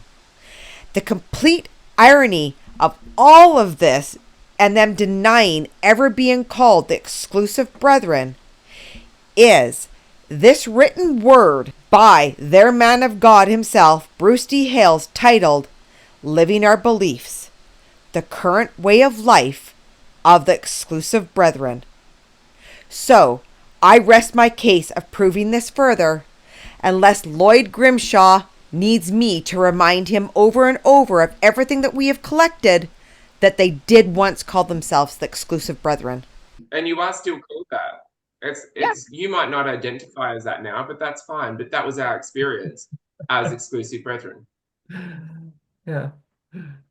Exactly. Really interesting read on the finances, how they are one of the highest funded schools in Australia, I think, or one of that they've got insane amounts of government funds, and yet they and members listening can vouch for this. They are also then asked to donate copious amounts of money to the school. Like there is, I remember we would have days, and the schools can't be that expensive to run. Like they are funded like incredible amounts of money. Yeah. I mean, we've been over it on another podcast. The amount of money Yes. the Brethren collect, allegedly all for the schools, is way in excess of what they could possibly spend. And in fact, it's in excess of what they do spend, because a lot of the accounts are essentially public, and their charities, which are there for spending the schools, are accumulating insane amounts of cash that they got nothing to spend on. And yet they're still begging money off the government, and they're still begging money off their members. I mean, Damien Hasty came up with a figure that globally the Brethren charities, nearly all of which are school related, ostensibly, are sitting on over $1 billion Australian of cash, which would be they enough to run certainly the whole of OneSchool Global for more than 4 years. they certainly pick and That's choose the what they'll spend it on too. Yeah. So personal experience, just for some examples, I in learning support was looking into a text to speech reading program for a student because she had trouble with reading. And I found one, I did a fair bit of research, found one that was quite good and was going to be more interactive and more user friendly for the kid. It was about $80, and I was told, "Oh no, we've already got the one that's on Microsoft Word. We don't need to pay for a second one." $80. They wouldn't fork over $80 for that. And then we had other kids coming in for this year's round of students with needs. I could see, like, looking ahead, that we were going to need extra learning support staff just because of the amount of students who needed help, and also the amount of students in high school who needed help with navigating the system and the way that they were doing it. online, and students weren't handling learning that way, and so we needed extra learning support, a staff, and yeah, it was told to me, oh no, we don't have the budget for any extra staff. I want to read something out of this article. Earlier this year, Hales declared that the devil is trying to get into our schools as he urged his followers not to take the OneSchool Global network for granted. In a ministry message given by Hales in the US in March, published in the sect's so-called white books and seen by The Guardian, Hales says members should value the importance of impressions early in our lives. It will hold us against the power of the world. It will hold us against the power of worldly persons, Hale said. Our children, in the main, generally go to schools that we try and run. The devil is against them, Hale said, according to the ministry. We have to be very watchful in regard of our schooling. Take nothing for granted. As soon as we take something for granted, the devil has already got a hold. This part just breaks my heart because I think of all of those children that need help, and he is not allowing them to get this help. I don't think Bruce Hales realizes that he is the devil inside his own system. Yeah, absolutely. Yeah. And then the next article that went out is all about the surveillance at the exclusive Brethren linked schools. And it goes on about, this is their Streamline 3. It goes on to say, all students, staff, and parents are told their school devices are monitored, and the OneSchool Global Network says any surveillance strictly abides by the Privacy Act and all other Australian laws. So this is something, Tim, you've already talked about with not being able to access certain things. OneSchool Global says there is no involvement from any church in their surveillance procedures, but this is disputed by former staff and students. Official school documents are also understood to refer repeatedly to the involvement of local community pastoral support. I wanted to throw this over to you, Tim, and give the truth about that one sentence there. Yeah, again, I think they're just being so flippant with, like, they're just gaslighting so much in terms of the church not being involved. So, like, are they trying to say the church isn't involved? It's the parents who are involved, not like, but they are also under the employ of the school, who is the church. Like, it's just all this roundabout way of getting around things. So there's device monitor, so Streamline, but they also employ device monitors. So people who are employed by the school to go through student search histories and watch what the students are doing on their laptops, search for words of concern, that sort of thing. They're members of the community. They're parents. They're members of the church, and they are employed to watch what the kids are doing. And it just opens up this minefield of access and potential for, like, harm to the kids. Like, it's said that they have to sign confidentiality agreements and whatever else, but if there's somebody in there who has questionable, what would you say, ulterior motives, if they were to find a kid looking at something they shouldn't be, say they found out a kid was, gay or something like that, from what they've been searching, what if they then approach the kid themselves and say, hey, I know this about you now? Yeah. Yeah. ... Like, it just opens up this real minefield of access to these children from people who aren't actually in the school, who aren't actually teachers, and they have this insight and this overview of what the kids are doing. It's just really dangerous. Mm-hmm. I mean, we should say here, for people who are not familiar with the system, that when they talk about pastoral care and pastoral support, these are not people that have had any training whatsoever in pastoral care or child psychology or working with young people. The church doesn't endorse any of that at all. These are just members of the congregation. That's the only qualification they have to offer pastoral care. And they're the people the And we teachers are can, expected to defer to support the kids in those areas. Exactly. I think we can vouch for the fact the higher they are up, the more responsibility, like something like this, they would be giving. Like, I knew of somebody that used to have to approve of websites and things like that. Meanwhile, he was grooming and, and displaying predatory behavior to young girls, which obviously goes hand in hand with being given ultimate access, confined to a community where you have unlimited access to innocent people, and then also a community that is so concerned with their own reputation that they will hide predators, rapists, potential murderers even, to protect their image. Yeah. And as former members, we know that the higher they are up there, the more they know, the more likely they are of that.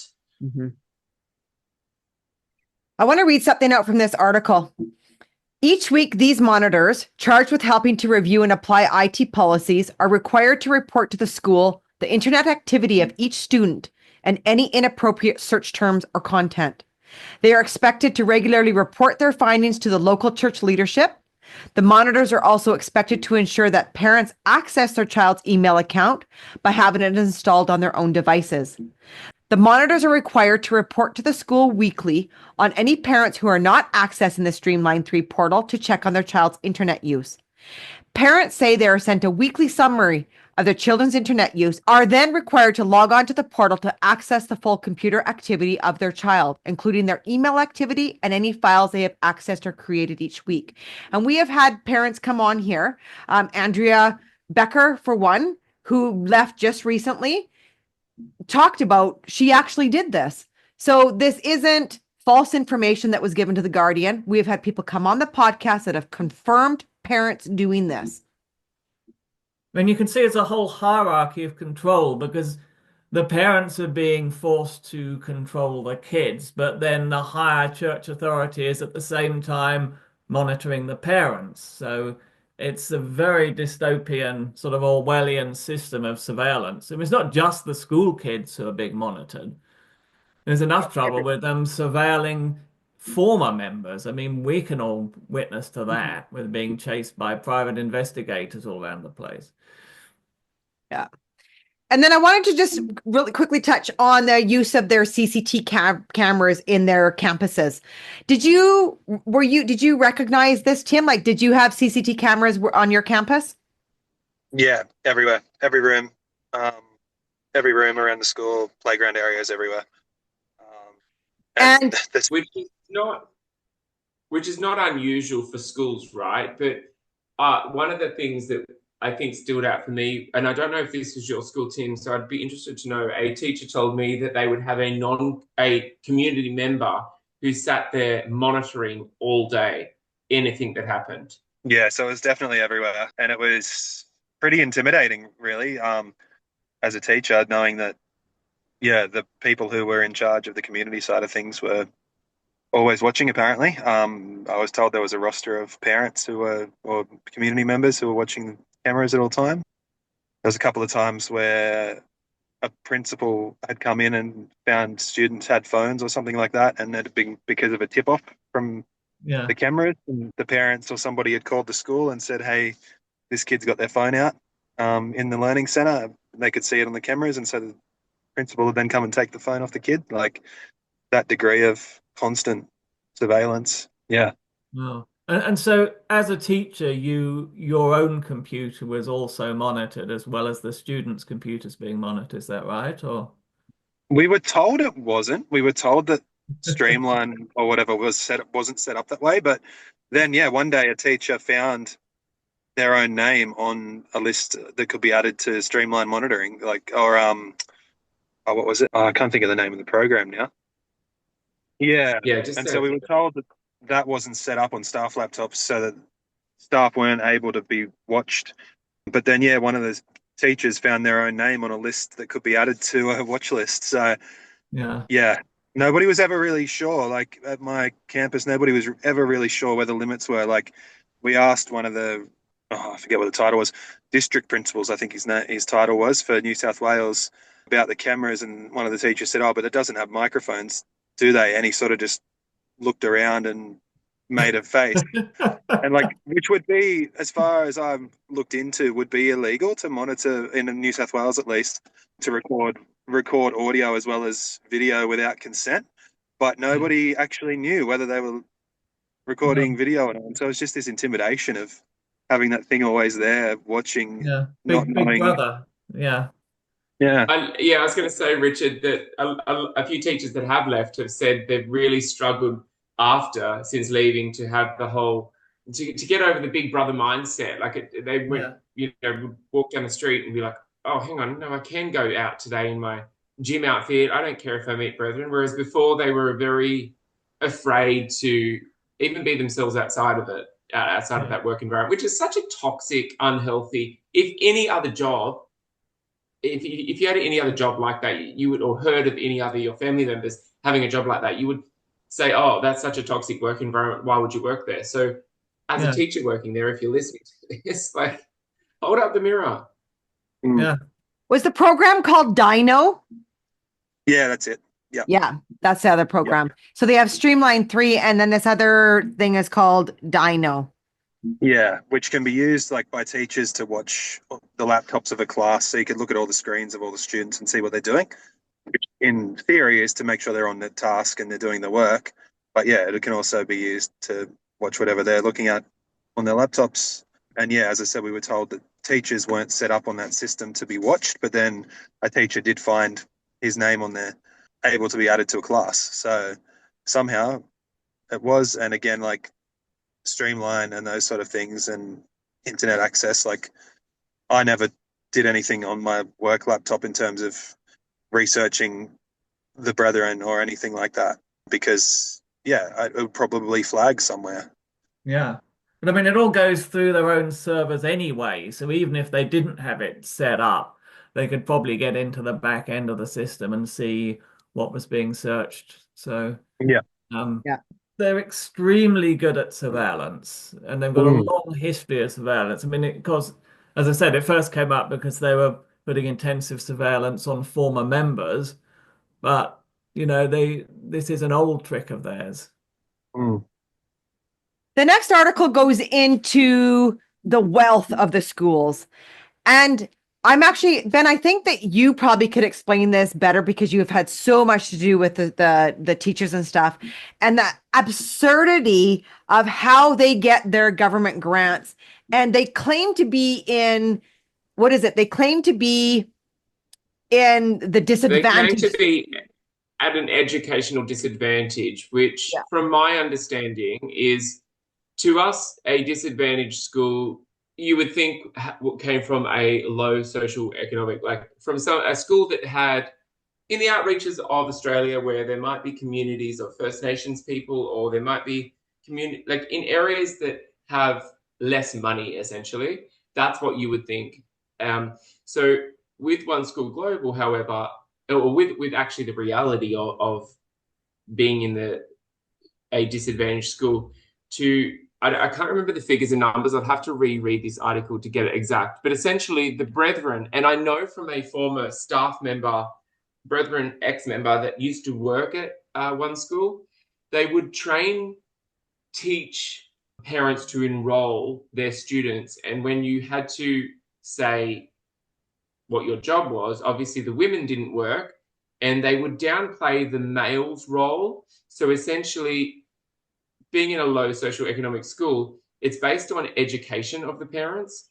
And the irony is that you aren't allowed to go to university, so therefore you don't have an education. So you can warp the system and say, well, we are a disadvantaged school because we don't have, our students' parents don't have education, like have an education or aren't educated. Therefore, they can obviously get more money or more funding because they are not educated, but they don't offer it. Does that make sense? Yeah. Yeah. So they found the loophole. Yeah. They found that, essentially found the loophole, which, as we know, when it comes to money, the brethren are great at finding loopholes. Yeah. And so they downplay enroll students and downplay. But if you pulled apart brethren wages, they would be much higher and equivalent to some of the most, King's School, or even more like other schools that were, number one in terms of income, in terms of wealth. The brethren collectively would be in that 1%. It's just absolutely crazy, that whole, system. So to sum it up, because they don't allow women to work, it can kind of look as if, well, most of the women in the community or the mothers in the community are unemployed.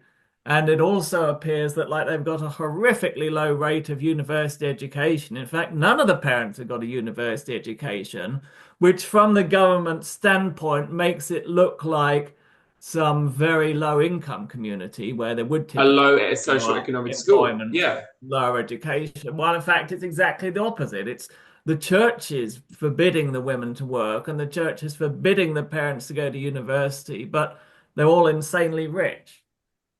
Yeah, here I want to read this out of this article. Here's again another lie from a spokesperson. We don't control, nor could not, and would not seek to influence the reported occupations and levels of educations of parents in our school community, the spokesperson said. So, to those insiders that we're talking to right now that want to go and take a degree, you can go do it. They don't control that. You get to go do it. After we put this out, hopefully next week, and then you guys can wake up the next morning and everybody can apply for their university degree that you've all been stifled away and thought you weren't allowed to. Well, you are allowed to. That's the thing with these payments. They're meant to close that gap between that lack of or that disadvantage in education. It's meant to close that gap and help schools to support these students to then be able to progress to university. But then, as I said before, when we look at it, they're not going to spend that money on learning support. They're not going to spend that money on extra resources to support the kids to be able to make that leap where their parents, in theory, weren't able to previously. That's not it though. They're not allowed to do it. And yeah, again, it's like that, like you said before when I first started there, in my head, I was like, well, look at the cars they're driving. Look at they're all fancy. They've all got all this wealth. They must be happy. They must be doing well. It can't be that bad. But even this sort of highlights, well, yeah, they might have a lot of money but they're not they're not educated. They're not necessarily doing well holistically. It's that sort of thing again, where money doesn't mean that everything's okay. Yeah. Yeah. And I think that's a really important note that Tim's just mentioned for parents that are listening to this podcast. I know my parents would just say, well, they need more money for the school. And if you asked why, well, you don't ask why. They just need more money. And if you broke it down and if you sat there with all the figures which are available, especially in this article, you would begin to question, well, where is the money going? And I don't think, I think I think you guys have done a few podcasts on where the money essentially goes. And whether you like to believe it or not, or put it down to, just the one thing with money, it's traceable. So when you're promised, I've heard that in recent seminars, they were promised cheaper rates for schooling. And in fact, it's been the opposite. They've gone up. Yeah, school fees have gone up. The school doesn't need that much money. It doesn't have that many kids. So the question is, where is the money going? Exactly. Yeah. I want to read something out here at the very end of this article. Our children are not prevented from attending university, with some amongst our flock choosing to study at university online.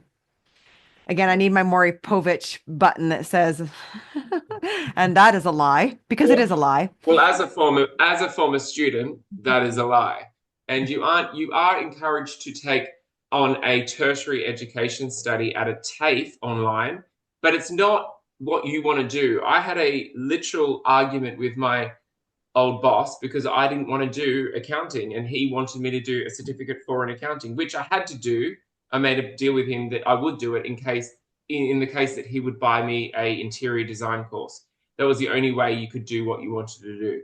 And it was a very rare exception because he was like, I don't want you to do this because you'll end up leaving the brethren. And look, at least he was right about one thing. But the thing is, they do study. They do go on to study, but it's just a certificate for TAFE course. It's not anything, and it's within whatever guidelines they want, which is whether it's going to be beneficial to their businesses. So you couldn't be like, well, I want to study psychology. You couldn't do that. No. And the funny thing is when you go on to the PBCC members' LinkedIn profiles, and they all have this studied whatever at this university and that university. It's such bullshit because it's not true. So when you're looking and scrolling through and trying to figure out where these people got their university educations from. They didn't go to these universities and do like a 4-year degree on something. That doesn't happen inside there. So again, they found another loophole of, slapping university things On LinkedIn. On on LinkedIn. LinkedIn, they all have like Cambridge University badge or Harvard, and it's just complete lie. They never went to Cambridge or Well, Harvard. anybody can put that up. Yeah. I went to Harvard too, Yeah, right. in my dream state. Okay, so then another one. This is the 5th article she put out. It's called Exclusive Brethren Students Exposed Only to Material That Conforms to Church Ethos, Former Teachers Claim. Tim went into this already. I'm not going to go through this whole article. I'll have it linked down below. You're welcome to read it. Tim gave a very, very good preview of what he went through with what was allowed, what wasn't allowed. It's gotten more strict since this article. So I'm going to go on to read something out of this article. It says, our school does not stop children going to public libraries or art galleries. If parents want to take their kids there, of course they can. And to suggest otherwise is ridiculous. In addition, I'm trying not to laugh while I read this, you guys. In addition, as part of excursion programs, of course, our students have visited venues that have libraries, galleries, and a whole range of other exhibitions. So I'm going to put up a news article here of when they did go to a museum and they had half of it censored and blocked out because they couldn't see it. This private school says its staff uphold values of integrity, respect, and compassion. But the Sterling North Stonewall School went to federal court in 2020 to prevent the public from learning about something it wanted kept secret.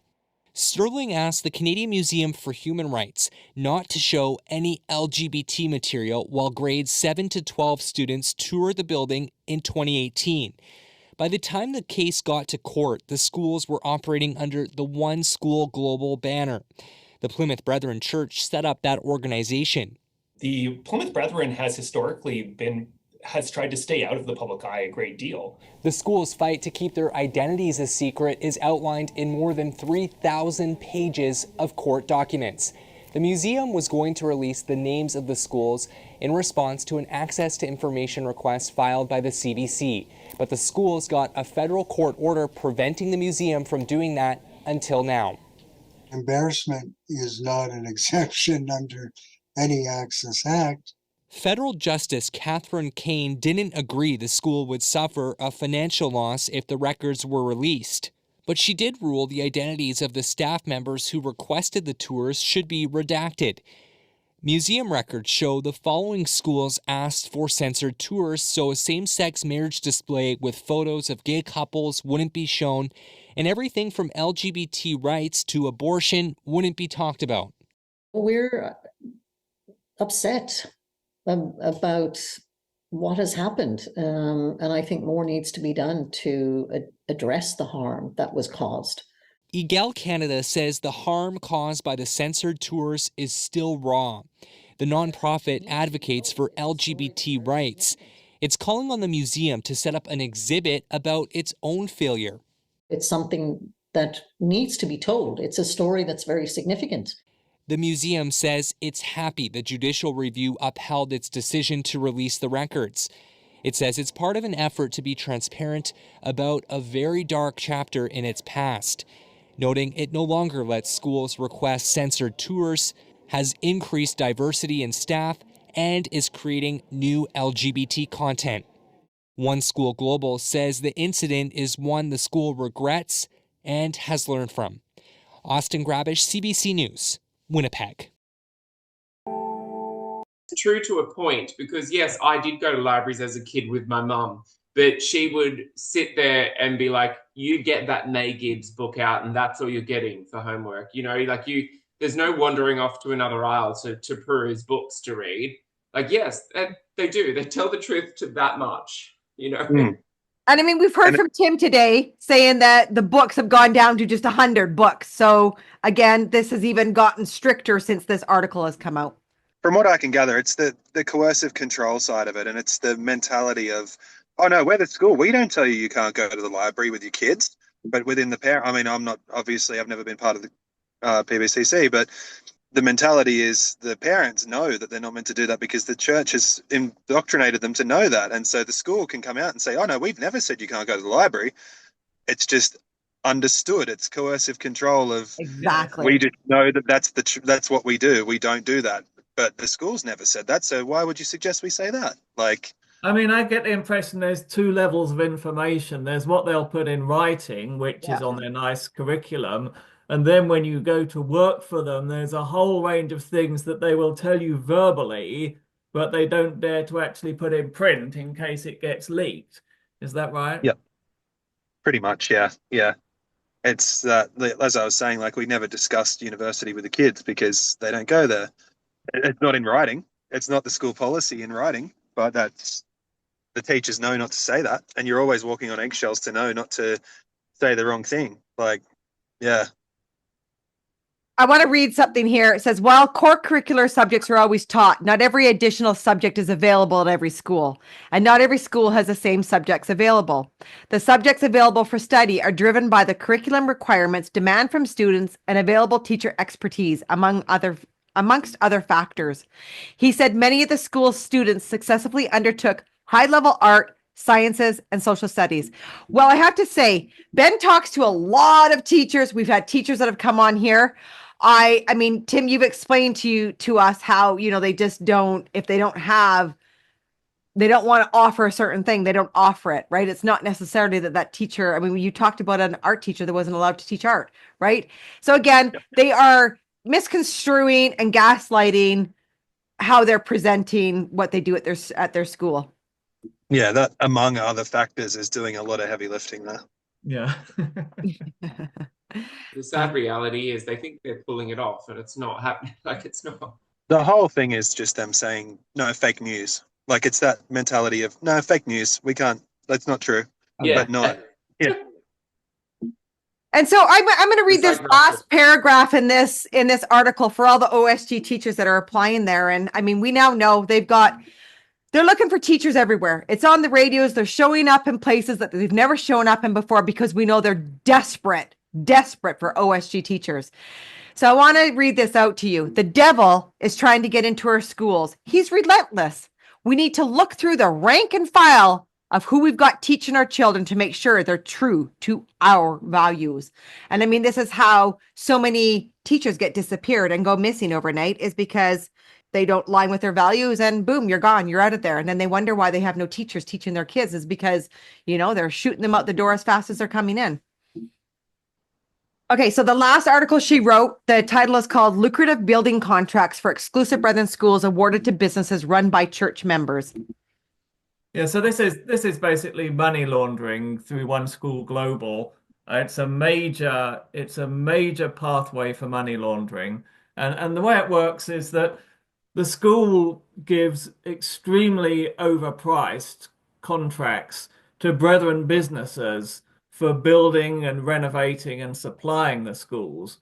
And we've got a whole podcast where a former school trustee exposed how a brethren business, in fact run by Gareth Hales, son of the man of God, Bruce Hales, was supplying stuff to a major school renovation and simply marking it up by 3 times. So if the carpet cost $10,000, he sold it to the school for $30,000.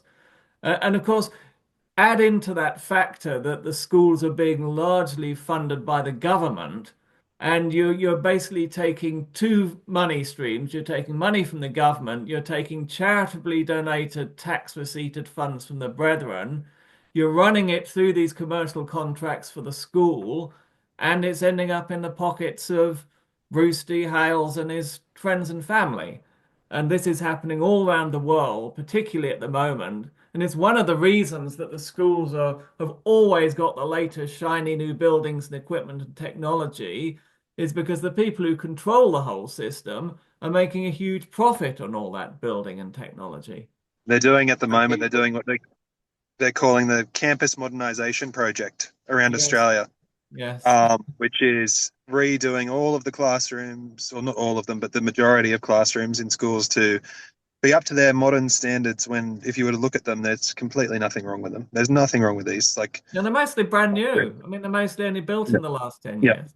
and And they're they're just tearing it pouring down money and into it. rebuilding them. Yeah. Yeah. But yeah, I'm sure if you were to trace the money with the companies that get these contracts to do the modernization, it's not going very far, I don't think. No, it doesn't go very far outside Sydney, New South Wales. Mm. So it goes on in this article to say OSG does not direct our schools to use any provider for the contract work they undertake. And we do expect that schools will always seek to obtain the best value for money in any contracts. Well, as long as it's filling the Hale's pockets, that's the best value for money. Yeah. Keep it in the system. Keep it all Yeah. in the family is how it works. Yeah. One of the things that I wanted to ask you is, because I know that kids really, if they do have devices that they can watch this on, and we try and make it as readily available in all of its form for anybody to access this. If there was one of your students that watched this, what would you want to say to those students that you weren't able to help the way that you wanted to help? That they're... You make me emotional now. I know. Well, we can both cry together. Yeah. There is so much more opportunity and so much more life out there for any of the kids who want to do more. If you feel like you're trapped, then there is always options. There's always people who are going to help you. There's always support available outside of that system. And just because you feel like you're stuck at the moment and that you can't go anywhere further than you feel like you're destined to, that's not the case. There's so much more that you can do and you're able to do.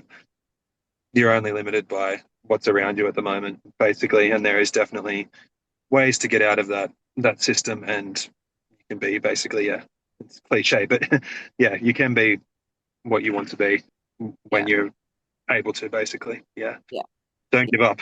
Basically, don't give up. Yeah. And what would you say to teachers that are stuck inside the OSG system, want to leave and believe that they can't?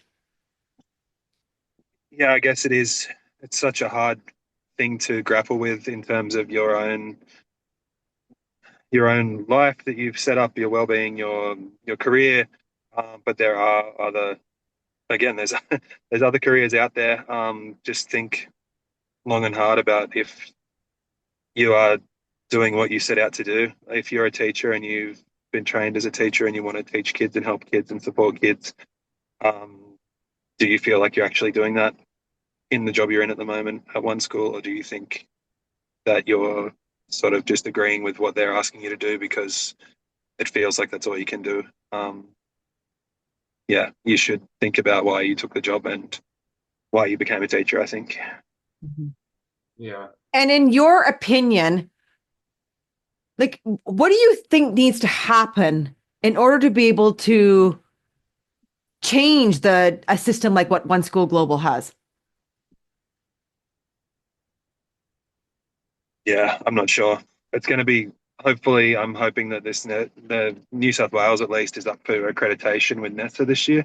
Yeah. So I'm really hoping they go through and have a good look at what's in place there and look at ways to change some of these things, because what's there at the moment isn't what's best for the kids, and the focus at the schools isn't on the kids and their well-being and educating them, being a school to provide education and make kids ready for life, as their motto is. What is it? Developing life-ready students or something, but they're developing kids who are ready for the life that they want them to have. They really need to, the whole system needs to be overturned in terms of what's actually, doesn't seem like it's a school. It seems like it's a cog in the system, basically. Yeah. Well, I am so grateful, Tim, that you were brave enough to come on here as yourself and expose what you need to expose for your own mental health and being able to come to terms with what you were in and what you left. I agree that we need to find a way to give choice back to children, and this needs to be taken seriously. These are children's lives we're dealing with, and I think that there innocence and their sense of choice needs to be handed back to them. Basic human rights. Yeah, Exactly. thanks, Tim. As a former kid, like, thank you so much.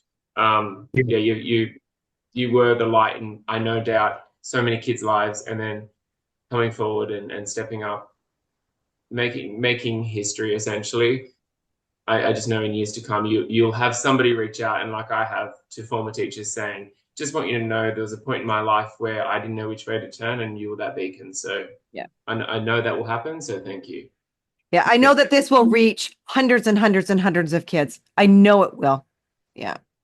Yeah, good. Yeah. No, as I said, I think I've reached the point where I just felt like I'd done everything I could to help them from inside. And as much as it hurt to leave and to feel like I'm leaving them to that without a person there to be that, I couldn't do any more without leaving and trying to do something like this. So Yeah, exactly.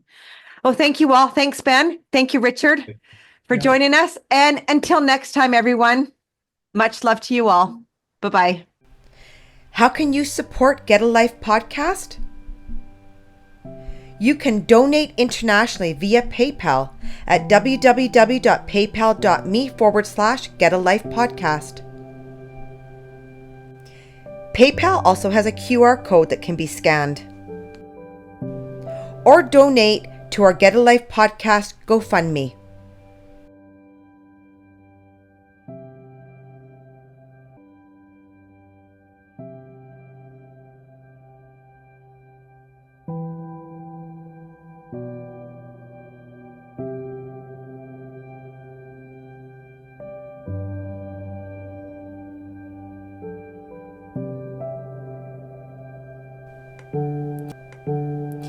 If you're in a high-demand religious group and need help, please go to oliveleaf.network. To share your story or be a guest on the show, email info.getalife@proton.me. Check out www.get-a-life.net for Get a Life merchandise, books, and ways to support or get support. Please remember to like this video, subscribe to Get a Life, and comment.